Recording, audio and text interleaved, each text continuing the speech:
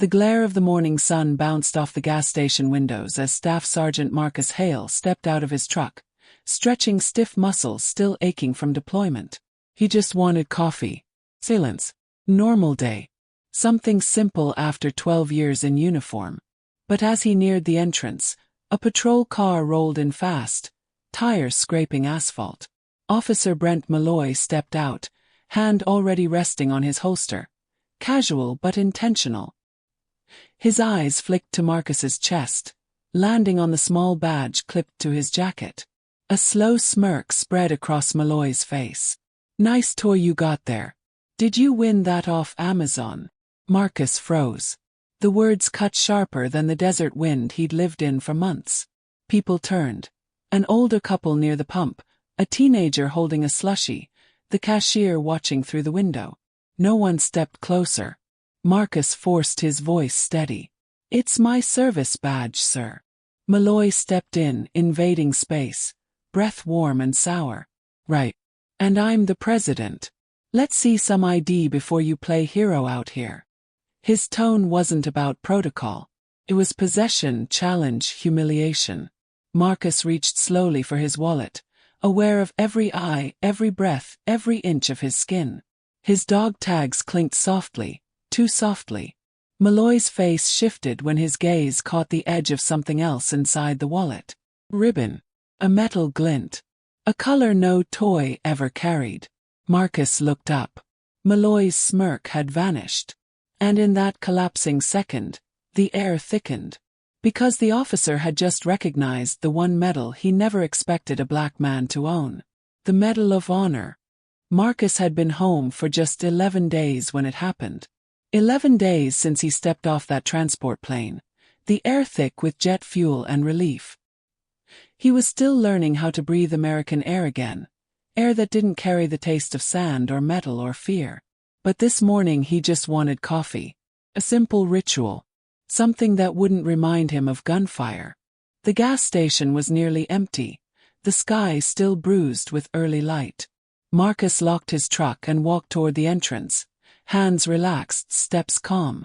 Then a police cruiser swung in so sharply that gravel jumped. Officer Brent Malloy stepped out with the slow swagger of someone who believed the pavement bent for him. Morning, Marcus offered, polite by instinct. Malloy didn't answer. His gaze traveled down Marcus's jacket, landing on the service badge clipped to the pocket.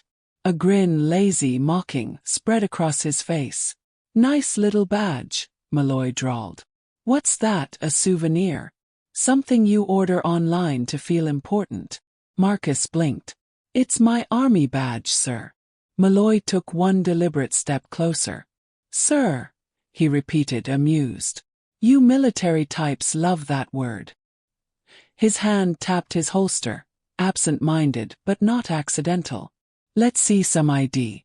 Can't have folks walking around pretending to be soldiers. I'm not pretending, Marcus said quietly. I've served 12 years. Sure you have, Malloy said. And I'm a billionaire philanthropist. A couple near Pump 3 pretended to be deeply invested in their receipt. Inside the store, the cashier froze mid-scan. Marcus felt all their eyes. His pulse tightened, not from fear, but from something heavier, older, familiar. He pulled out his wallet slowly. Here's my driver's license, he said. And my veteran ID. Malloy snatched them, barely glancing. Aha, he murmured, unimpressed. And what's this? His fingers brushed something else, something metallic peeking from the wallet fold. Marcus felt the shift immediately. Malloy's eyes narrowed. He tugged the edge of the ribbon. Blue. Red. A shimmer of gold. His breath caught. The hell? Malloy muttered. Marcus held still. That's my Medal of Honor. Malloy's jaw tightened. Instead of stepping back, he leaned in further, as if volume could restore his power. Prove it. Marcus stared. Prove that this isn't stolen. Malloy's voice rose just enough for the onlookers to hear. Because guys like you don't just walk around with something like this. The words floated, poisonous and familiar. Guys like you. Marcus swallowed the burn rising in his chest. "Officer, I earned that medal overseas. 3 witnesses survived that day. 2 of them are still in the service." Malloy cut him off with a raised hand. "Step aside. We're doing a search." "For what?" Marcus asked, tightening his jaw. Malloy smirked again. "For my peace of mind." A teenager near the door raised his phone slowly. Marcus caught the movement. Malloy didn't. "Officer," Marcus said carefully, "you have no legal reason." Malloy planted a hand on Marcus's shoulder, firm, claiming, "I said step aside." Marcus's throat tightened as heat flared beneath his skin. It wasn't fear. It was the exhaustion of 1,000 quiet humiliations. The weight of knowing a uniform overseas earned him respect, but a uniform here made him a target. He stepped back, not because Malloy deserved obedience, but because Marcus had learned long ago that sometimes survival meant swallowing fire. Malloy scanned him with disdain. "Medal of Honor," he scoffed under his breath. "Right." Behind them, a notification pinged from the teenager's phone. Loud, sharp, echoing. Malloy turned too late. The recording had already begun. And the world Marcus knew was about to see everything. Marcus sat on the edge of his bed that night, the house quiet except for the distant hum of passing cars. The familiar ache in his shoulder pulsed in slow waves, an old reminder of a day he tried not to revisit. But tonight, the memory pressed its way forward with the force of a rising tide. The gas station incident had cracked open something inside him, something he usually kept sealed behind discipline and silence. He closed his eyes. Mo. Screaming wind. The desert had its own voice, sharp and unrelenting. 12 months earlier, Marcus had crouched behind a fractured stone ridge, dust whipping his face as gunfire snapped past. His unit had been ambushed during a routine convoy check. Routine, a word that always seemed cursed in hindsight. The explosions came first, swallowing the quiet, ripping through metal and air. "Marcus!" Corporal Ruiz had shouted. "We need to move. Daniels is down." Marcus remembered how the world narrowed instantly, shrinking to the sound of Ruiz's panicked breathing and the distant rumble of another detonation. He peeked over the ridge. Sergeant Daniels lay several yards away, pinned behind a smoking transport vehicle, leg twisted unnaturally, blood soaking the sand. "We go together," Marcus had said. Ruiz had shaken his head frantically. "It's suicide." But Marcus wasn't thinking about dying. He was thinking about Daniel's 3 kids, the way he talked about their terrible drawings and their serial fights. Marcus felt something harden in his chest. "Cover me," he ordered. "I'm going." Ruiz hesitated only a second before nodding. "On my signal." The explosions came in a rhythm, loud, then silent. Marcus waited, boots trembling against the scorching ground. When Ruiz fired into the ridgeline, Marcus sprinted. Shots cracked around him, tearing into sand, hitting metal, missing him by inches. He could hear his heartbeat pounding in his skull, but his legs kept moving because stopping wasn't an option. He slid beside Daniels, gripping his vest. Daniels gasped. "Leave me, just go." "Shut up," Marcus had muttered. "I didn't run a mile in this heat to listen to you quit." Daniels tried to laugh but choked instead. Marcus slung the injured man across his shoulders, muscles screaming as he rose. Another explosion ripped the air, so close it knocked dust into his eyes. He staggered but didn't fall. Step by step, he carried Daniels back toward the ridge. "Come on, Hale," Ruiz yelled over the chaos. "Almost there." Marcus lunged the last few feet, collapsing behind the ridge just as a burst of bullets tore the ground where he had been seconds before. Ruiz grabbed Daniels, dragging him to safety while Marcus sucked air in shallow gulps, his spine on fire. But it wasn't over. A second shout cut through the noise. High, terrified. Private Kelso was trapped behind the burning vehicle, flames spreading toward the fuel tank. His screams were raw, animal, the kind that carved themselves into memory. Marcus forced himself up. Ruiz grabbed his arm. Marcus, you can't, your shoulder. Let me go. Ruiz looked into his eyes, saw the certainty, and released him. Marcus ran again. Slower this time, body protesting with every stride. The flames lashed outward as he reached Kelso. The young soldier's face was streaked with soot. His helmet cracked. He was trying to crawl but couldn't. Help me, Kelso begged, voice breaking. I've got you, Marcus said, pulling him into a fireman carry. His skin blistered from the heat. The air burned his throat. He stumbled twice but kept moving, Kelso clinging to consciousness. As they neared the ridge, a deafening blast erupted behind them, sending scorching debris flying. Marcus fell forward, shielding Kelso with his own body as the shockwave slammed them into the ground. The world dimmed. But he didn't let go. When he woke hours later in a field hospital, the first thing he saw was Ruiz standing over him. Eyes red, voice unsteady. You saved them, Ruiz said. Both of them. You insane, stubborn. He wiped his face. You saved us, Marcus. Marcus had tried to respond, but the words wouldn't come. Only the weight of everything did. The weight of life, death, and the brutal cost of survival. 3 months later, he stood in a crisp dress uniform as the Medal of Honor was placed around his neck. Cameras flashed. Officials shook his hand. Speeches praised bravery and sacrifice. Marcus smiled when required, nodded when expected. But none of them were there in that scorching valley. None heard Kelso's screams. None carried Daniel's broken weight. None saw the fire creeping toward the fuel tank or felt their lungs tearing as they ran through smoke. To Marcus, the medal wasn't glory. It was memory. Heavy, complicated, painful. He opened his eyes. The gasp of Officer Malloy's disbelief returned to him. That flicker of recognition followed by hostility. Marcus rubbed his temples. He had faced insurgents and gunfire and firestorms. But the quiet humiliation of being doubted, the sting of being treated as an impersonator of his own service, that wound cut differently. And somehow it cut deeper. He lay back on the bed, staring at the ceiling.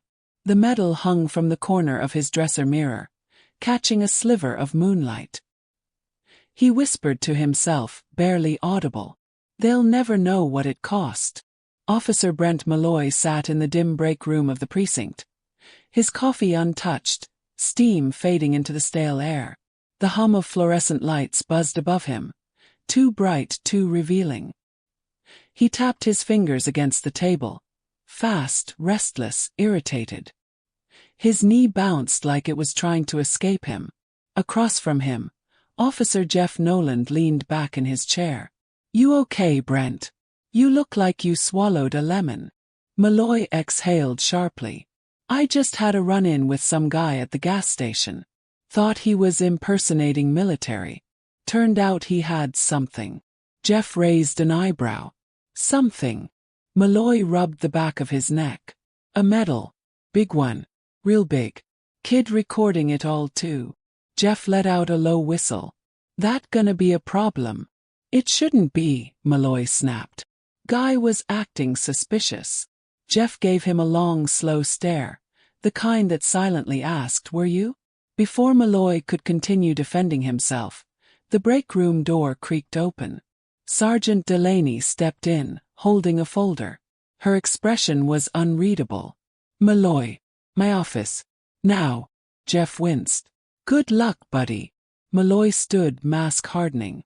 This is ridiculous, he muttered under his breath as he followed Delaney. Sergeant Delaney closed the door behind them.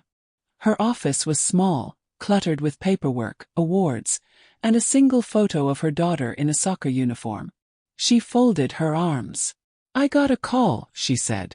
And before you ask, no, it wasn't from command. It was from a parent. A teenager showed them a video they took earlier today. Malloy stiffened. A video of what? You, Delaney answered. And a black veteran at a gas station. Malloy scoffed. He was uncooperative. That's not what I saw. Malloy frowned. You watched it. Delaney nodded slowly, eyes never leaving him. I watched enough. Silence. Malloy swallowed, forcing confidence back into his tone. Sarge, you know how it is. People film everything. They love making cops look bad. Delaney's expression didn't change. They don't have to try very hard with you, Malloy. That's the problem. He flinched. Excuse me. She pulled the folder forward and opened it.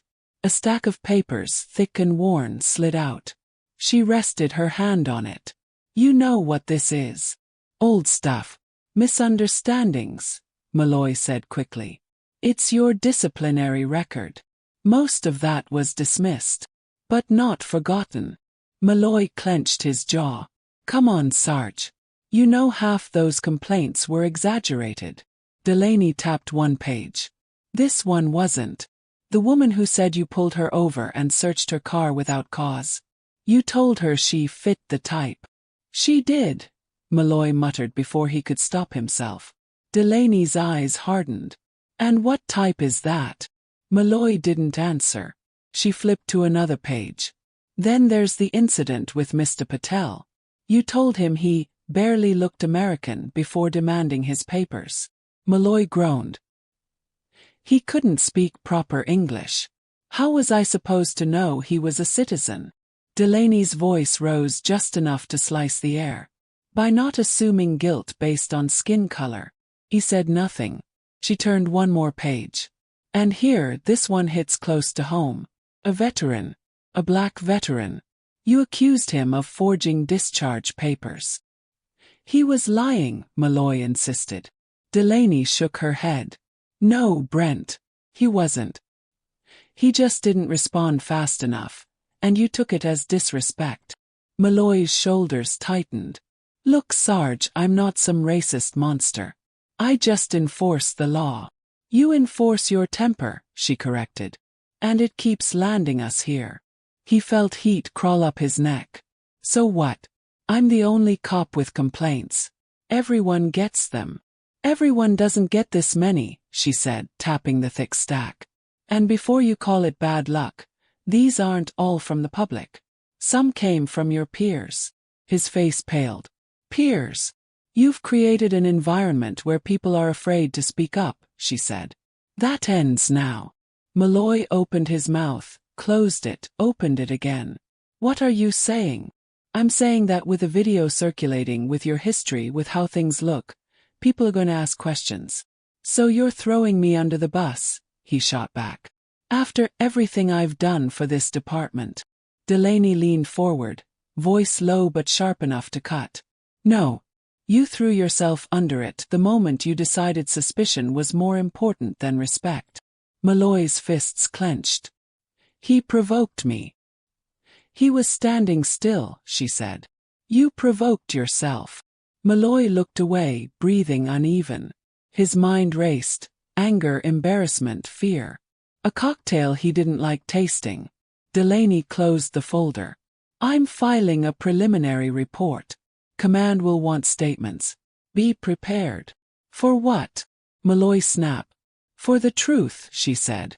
Whether you like it or not. Malloy started to leave, but Delaney added. And Brent, if there's more. If anything else comes out, you need to understand something. He turned slowly. You won't be able to outrun it this time. Marcus woke the next morning to the vibration of his phone buzzing non-stop on the nightstand. He blinked into the early light, still groggy, still shaken from yesterday's confrontation. For a moment, he thought maybe he was imagining the noise. But the screen kept lighting up, notifications piling faster than he could read them. He reached for the phone. 27 missed calls. Dozens of texts. And hundreds, no thousands, of social media notifications. His stomach tightened. What? He tapped the first message. From Ruiz. Dude, you're trending. Omi. Marcus frowned and opened another message. Are you okay? I saw the video. Man, this is blowing up, please check the news. You didn't deserve that. He sat up slowly, pulse rising. Video, he whispered. He remembered the teenager at the gas station. The phone held high. The recording icon glinting red. Marcus opened the link someone had sent him. The video filled the screen, shaky at first, then steadier. There he was, standing by his truck, facing Officer Malloy. The audio was clear.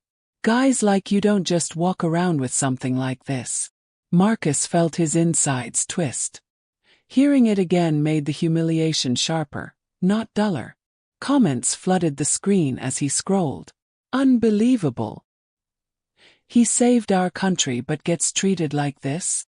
Fire the officer. Honor this man properly. Where's the accountability?" He set the phone down, breathing unevenly. Fame. Outrage. Attention. None of it made the moment hurt less. Yesterday he was invisible. Today he was a headline. A sudden knock at his door jolted him. He walked slowly to open it. Two reporters stood on the front step, microphones tucked under their arms, cameras hanging from straps around their necks. "Staff Sergeant Hale," the woman asked gently. Marcus blinked. "How do you? Your neighbor told us it was the right house. We're hoping to speak with you about the incident yesterday." Behind them, 3 more cars slowed, reporters stepping out with cameras already raised. Marcus's chest tightened. "Please. I'm not doing interviews. Just a moment of your time," another reporter urged. "People want to hear your side."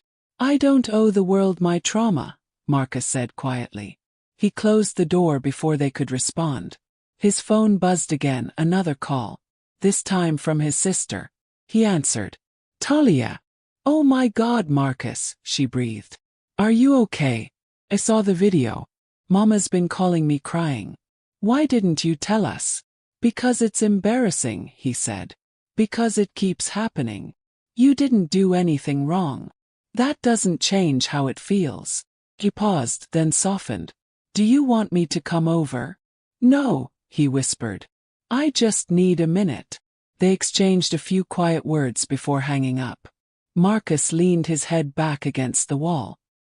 His house, once peaceful, now felt like a glass box where everyone could stare in. He walked to the kitchen, poured water, but his hands were shaking too much to drink. A sudden loud knock rattled him again. This time he glanced out the window. 5 reporters. Cameras ready. Microphones angled like weapons. A neighbor lingering across the street, recording everything on his phone. Marcus stepped back from the blinds. He thought of yesterday's moment. The humiliation, the disbelief in Malloy's voice, the sting of being asked to prove he earned the medal he nearly died for. His phone buzzed again. A voicemail from someone he didn't know. "Mr. Hale, this is Fox Line National. We'd like to fly you out tonight." Another buzz. "This is Newspoint. We want to feature your story live." Another. "This is a documentary producer." Marcus turned the phone face down. He didn't want fame. He didn't want to become a symbol. He didn't want strangers using his pain for their views. He wanted dignity. He wanted rest. He wanted quiet. He sat on the couch, elbows on his knees, head in his hands. For a long moment he didn't move. Then his phone rang again. He sighed and answered without looking. "Marcus Hale." A familiar voice came through. Steady, warm, concerned. "Soldier," Ruiz said. "Talk to me." Marcus managed a weak laugh. "You saw it." "Yeah, everyone saw it. And they're already tearing that officer apart online." "I don't want them tearing anyone apart," Marcus said. "I want them to understand." "To understand what?" "That none of this is new," Marcus said. "Not for people who look like me. Not for people who serve and still come home to be treated like suspects." Ruiz was quiet on the other end. Then, "You should talk to them. Tell your story." "I don't want to," Marcus said. "I don't want cameras shoved in my face." "Then control the narrative," Ruiz replied. "Don't let strangers define you." Marcus opened his eyes slowly. "And if I stay silent? Then they'll fill in the gaps with noise." "This moment isn't going away, Marcus. You didn't choose it, but it chose you." Marcus leaned back, staring at the ceiling. He hated how right his friend sounded. The reporters outside were getting louder, knocks repeating, voices calling his name. He closed the curtains. "Ruiz," he said quietly. "I just wanted coffee." "I know," Ruiz answered. "But now the country wants you." Marcus closed his eyes, the weight settling on him. For the first time since the medal ceremony, he felt something he hadn't felt in months. Not pride. Responsibility. By late afternoon, Marcus finally stepped outside. Not because he wanted to, but because staying inside made him feel trapped. Reporters had thinned out, leaving behind only 2 cars parked across the street. They watched from a distance, engines idling like predators waiting for movement. He ignored them and headed toward the town square. He needed air. He needed space that wasn't filled with door knocks and phone notifications and voices telling him what he should feel. The walk was quiet, but the silence wasn't peaceful. People stared. Some offered sympathetic smiles. Others crossed their arms as he passed. A few whispered his name in tones that didn't sound supportive at all. Halfway to the square, he heard someone call out, "Marcus!" He turned. Mrs. Alvarez from the bakery hurried toward him, apron still dusted with flour. "Oh, honey," she said breathlessly. "I saw the video. I'm so sorry. That officer had no right." "Thank you," he said softly. She touched his arm gently. "You're a good man, Marcus. Don't let anyone make you feel small." He nodded, grateful, but when he walked away, he saw 2 men watching from the hardware store patio. One shaking his head, the other muttering something under his breath. He didn't need to hear it. He'd heard those tones before. When he reached the square, he froze. A crowd had gathered, nearly 100 people.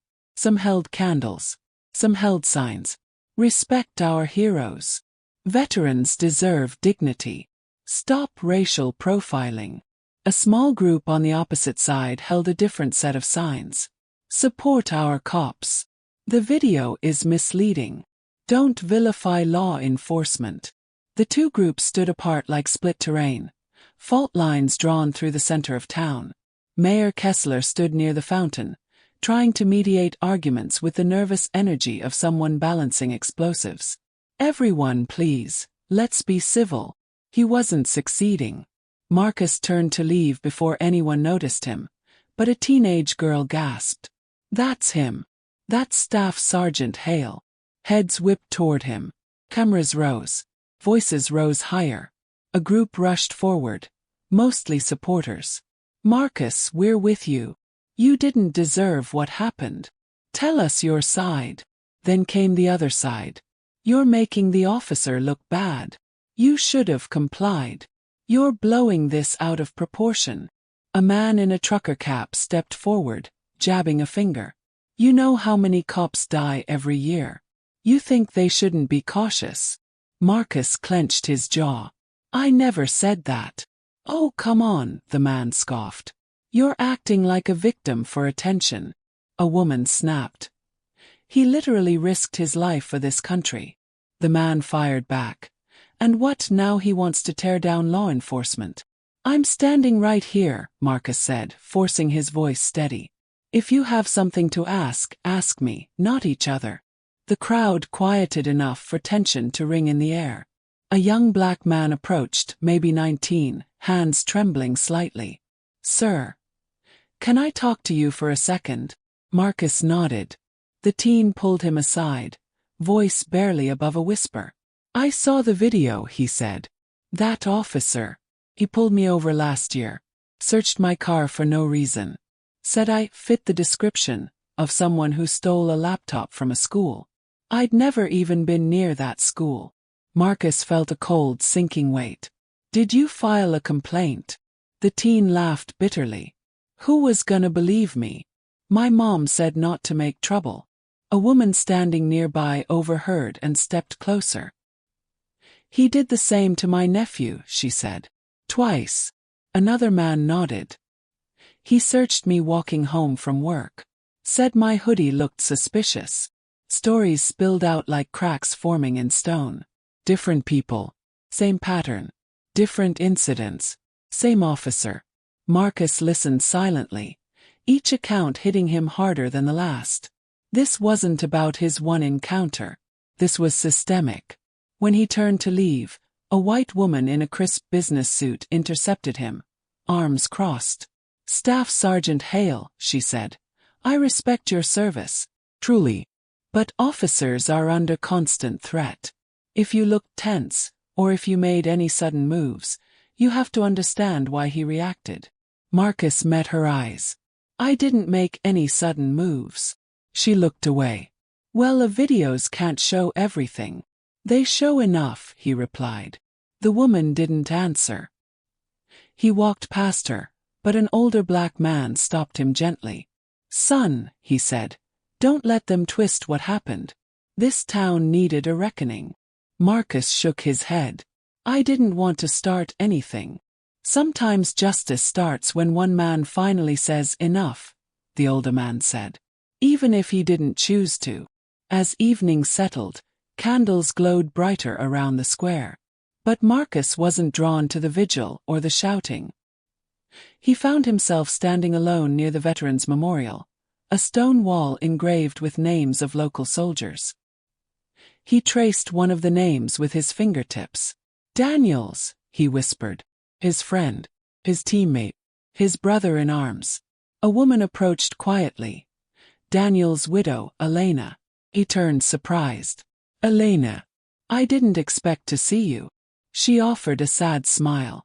"When your name started appearing online, people from the unit reached out. Came because I wanted to thank you again for bringing him home." Marcus swallowed thickly. He should have come home alive. "He came home honored," she said. "Because of you." He shook his head. "I don't feel honored." "I know," she said softly. "I saw what happened. It was cruel. And it was wrong." Marcus closed his eyes, pain tightening his chest. "Why does it keep happening?" Elena touched his arm. "'Cause the world changes slowly. But you changed someone's world that day in the desert. And now, whether you wanted to or not, you're changing this town." Her words settled like a weight, and like a truth he couldn't ignore. The town wasn't divided because of him. It was divided because something long hidden had finally been dragged into the light. And there was no putting it back now. Marcus didn't sleep that night. He tried. He lay still, eyes closed, breathing slow, but every time he drifted close to rest, he saw flashing cameras, angry crowds, or the officer's smirk twisted with disbelief. By dawn, he gave up and sat on the edge of the bed, elbows on his knees, staring at the floor. His phone vibrated again. Another call. Another unknown number. Another voicemail he wouldn't listen to. He walked to the kitchen and poured coffee, though he didn't touch it.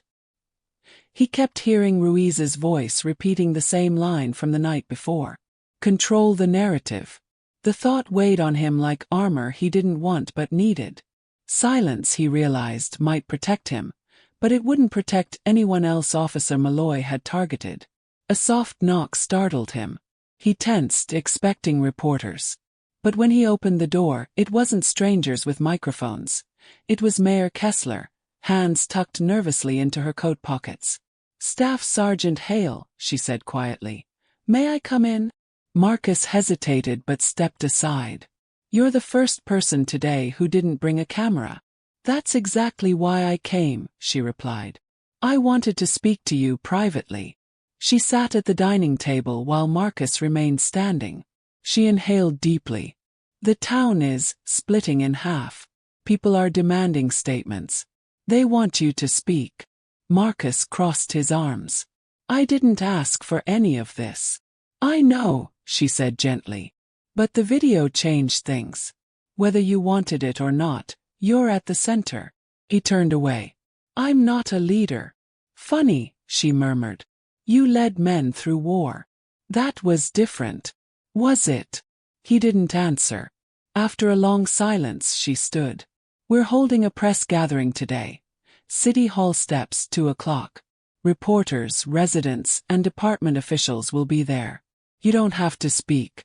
But if you choose to, I promise you'll be safe." Marcus exhaled slowly. Safe isn't the same as heard.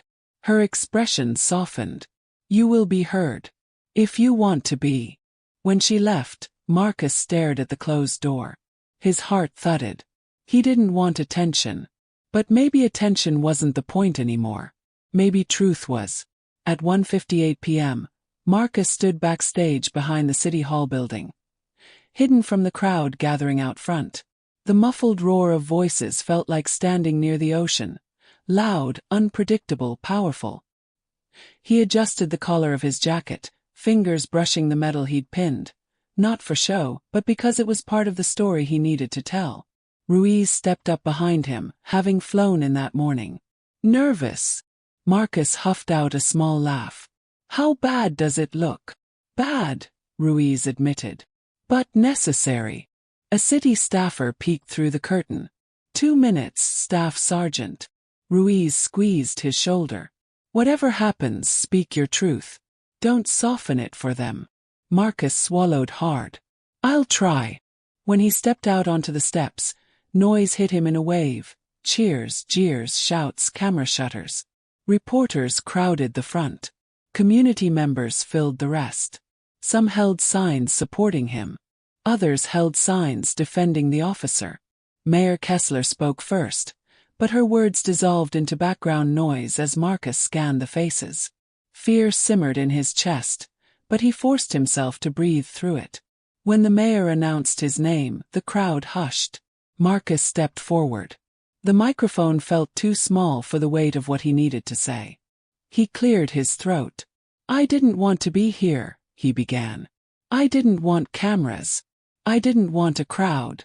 I didn't want any of this attention. His voice echoed over the square. I came home after 12 years of service. All I wanted was coffee. He paused. Instead, I got treated like a criminal. A murmur rippled through the crowd. I didn't get questioned because of my behavior, or because of protocol. I got questioned because of what I look like. A man shouted, That's not true, but he was drowned out by others shushing him. Marcus continued, voice steady. When Officer Malloy demanded I prove my service, it felt like someone took 12 years of sacrifice and threw it in the dirt. A woman near the front began to cry. I didn't bring up my trauma. I didn't bring up my medal. I didn't want pity. But the moment he saw it, everything changed. Not because he respected me, but because that medal, for a second, made me something he couldn't dismiss. He paused, eyes sweeping across the crowd. That's the problem. My dignity shouldn't depend on a ribbon.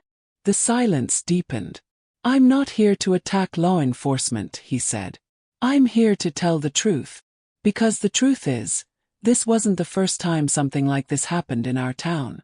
And I'm not the only one. He gestured toward the crowd. There are people here, neighbors, friends, who've shared stories with me in the past few days. Stories of being stopped, searched, questioned, all without reason. All because they fit a description. Or looked suspicious. People nodded, some tearfully, some angrily.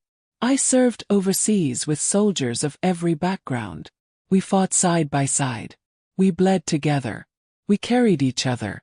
Not once did someone look at me and question if I belonged. He took a breath. But here, in the country I defended, his voice tightened. I still have to prove I'm worth respect. Reporters scribbled furiously. I'm speaking today because silence never changed anything. I'm speaking because people are hurting. And because dignity should not be conditional. Long pause. I'm asking, just asking that we do better. That we look at each other without fear or assumptions. That we hold those in power accountable. And that we build a town where no one feels the humiliation I felt. He stepped back from the mic. The crowd exploded, with applause, with tears, with anger, with conflict. But above all they reacted. Ruiz stepped beside him. You did good, brother. Marcus breathed out shakily. I hope so. Behind them, Officer Malloy stepped forward to the podium. Jaw tight, eyes cold. And the moment he opened his mouth, the war of words truly began. Officer Brent Malloy's voice hit the microphone like a hammer. This entire situation, he said, jaw clenched, has been blown out of proportion. Followed procedure. I acted on instinct. And I refuse to be painted as a racist because a video was taken out of context. Boos and angry shouts erupted from the crowd. Mayor Kessler stepped forward trying to calm them, but Malloy kept talking. I've served this town for 12 years, he continued. I've protected families, risked my life during drug busts, responded first to accidents, and now I'm being crucified because one man, he jabbed a finger toward Marcus, decided to make a spectacle out of a simple misunderstanding. Marcus felt Ruiz stiffen beside him. Cameras clicked faster. Malloy leaned closer to the mic. I won't apologize for doing my job. Gasps rippled through the crowd. Someone yelled, your job doesn't include humiliating veterans. Another shouted, you targeted him because he's black. Malloy's face reddened. I treat everyone equally. That was when a woman's voice broke through, sharp, trembling with fury. You treated my son like a criminal. The crowd turned. It was the woman from the hardware store patio. Her teenage boy now standing beside her, eyes downcast. He was walking home from school, she said, voice rising. You shoved him against a wall and searched him because he had a hood on. That's a lie, Malloy snapped. It's not, the boy whispered. It's not a lie. Another voice joined in. You searched me in front of my kids. Malloy paled. And then another voice. And another. And another. People stepping out of the crowd, telling their stories, pointing at the officer who now looked very small on the large city hall steps. Malloy backed away from the mic. This is an ambush, he muttered. This is ridiculous. But it wasn't an ambush. It was truth catching up. 2 hours later, Marcus sat in the lobby of the State Bureau of Investigation's office, a nondescript building with gray walls and humming air conditioning. The town hall press gathering had ended in chaos, and now state-level investigators had arrived. Ruiz sat beside him. You ready for this? Marcus rubbed his hands together. Doesn't matter if I'm ready. Fair enough. A woman in a navy blazer stepped out from an inner hallway.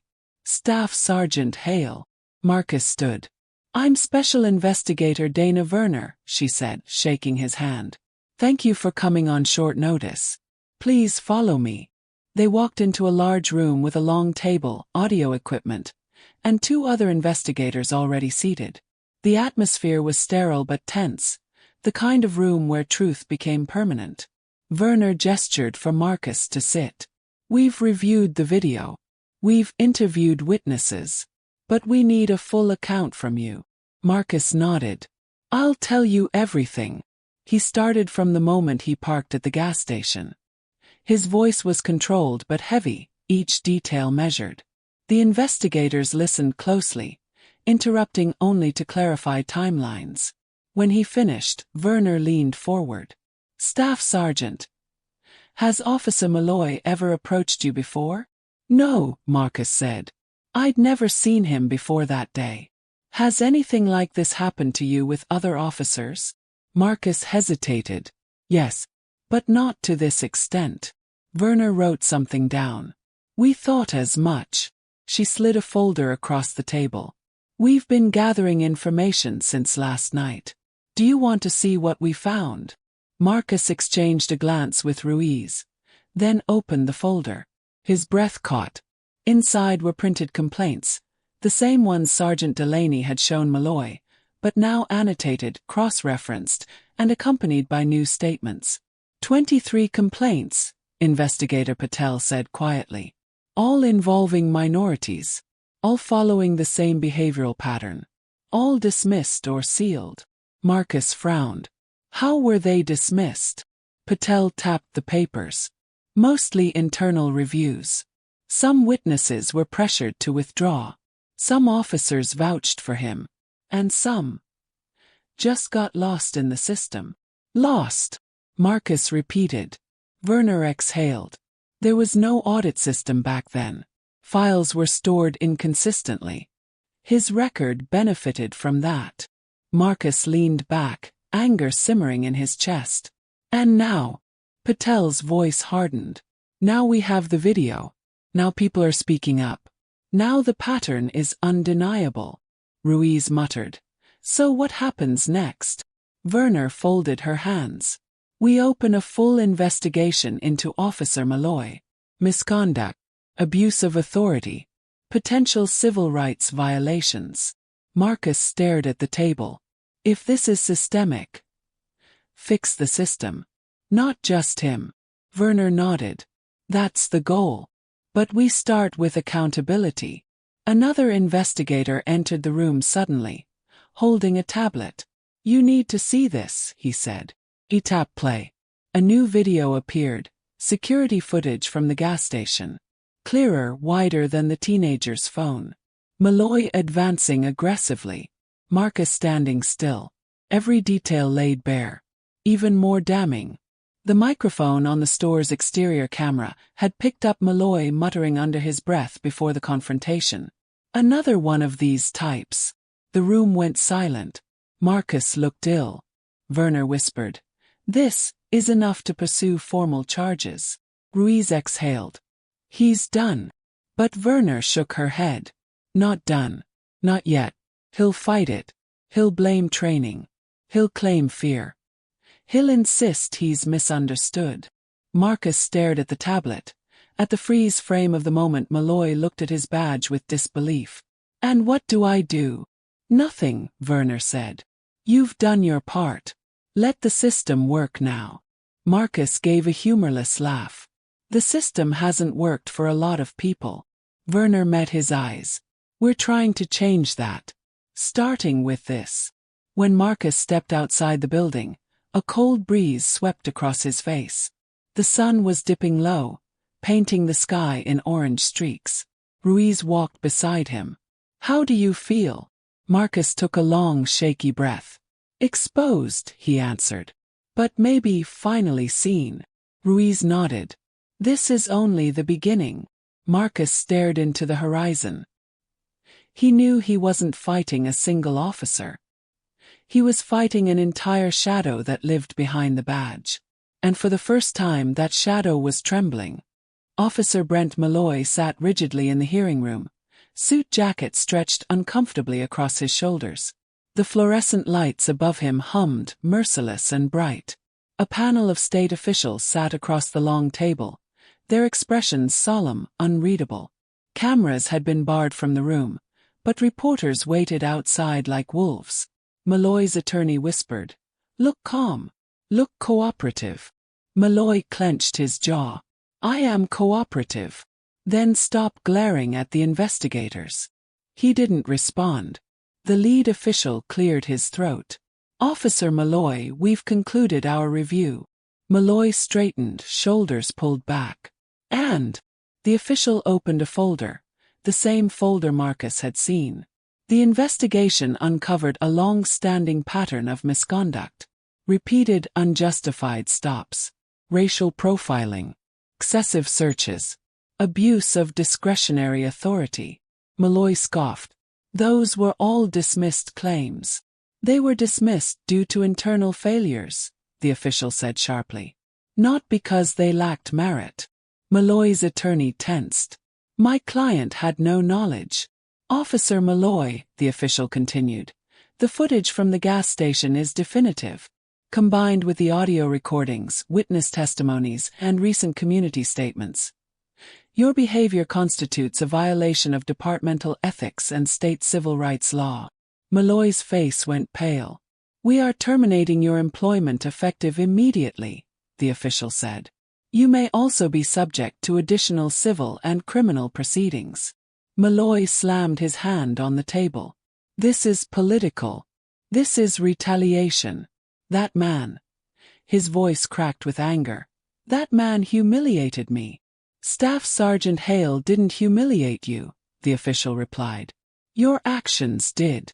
Malloy's attorney whispered urgently. "Brent, stop talking." But he stood, chair scraping loudly. "You're ruining my life over a misunderstanding." The official closed the folder. "Your life is not ruined. You are facing consequences." "That is not the same thing." Malloy stared at them, chest heaving, but there was nothing left to fight. Not here. Not now.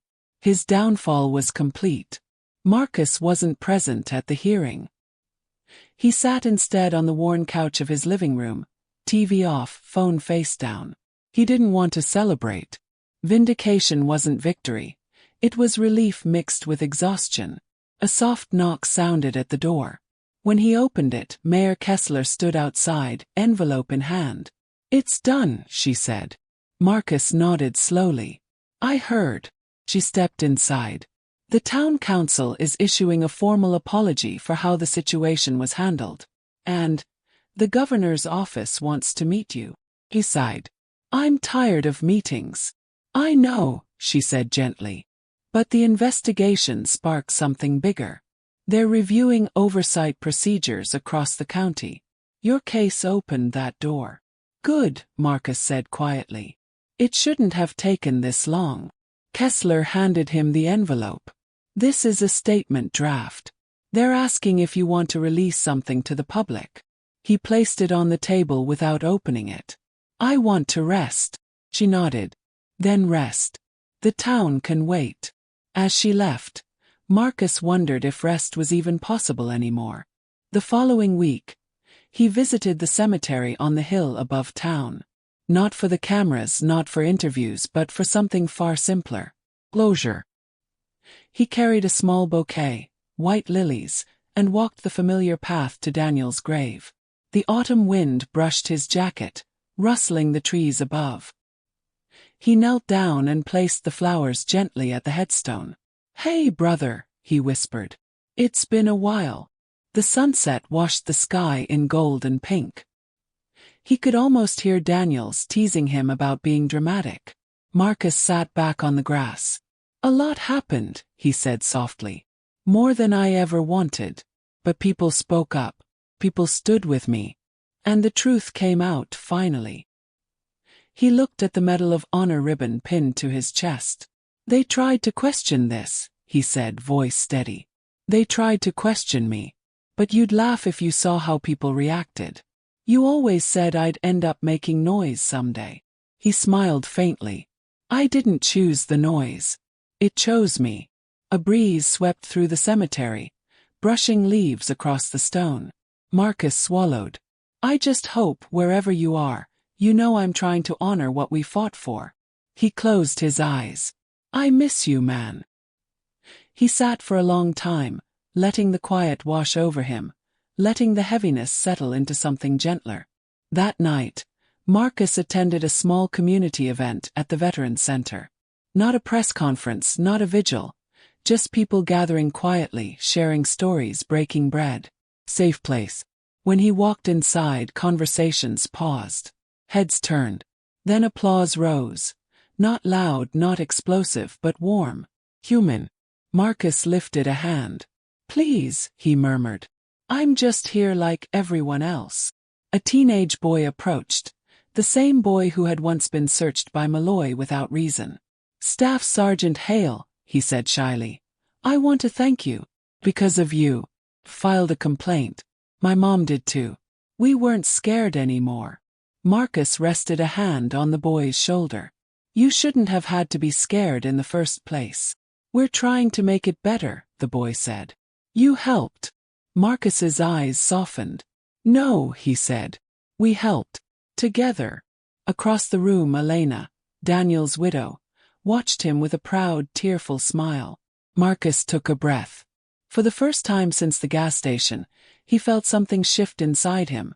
Not the ache of humiliation, not the sting of anger, but something lighter. Healing.